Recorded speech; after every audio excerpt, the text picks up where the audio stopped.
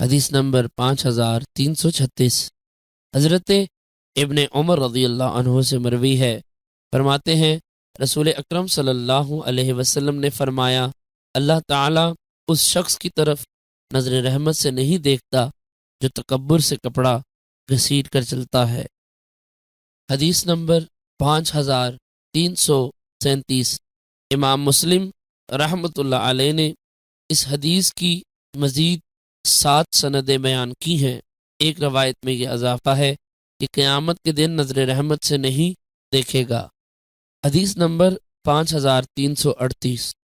حضرت عبداللہ بن عمر رضی اللہ عنہ بیان کرتے ہیں کہ رسول اکرم صلی اللہ علیہ وسلم نے فرمایا، جو شخص تکبر سے کپڑا لٹکا کر یا گھسیٹ کر چلتا ہے، قیامت کے دن اللہ تعالیٰ اس کی طرف نظر رحمت نہیں فرمائے گا۔ حدیث نمبر 5339۔ امام مسلم رحمۃ اللہ علیہ نے اس حدیث کی مزید 2 سندیں ذکر کی ہیں۔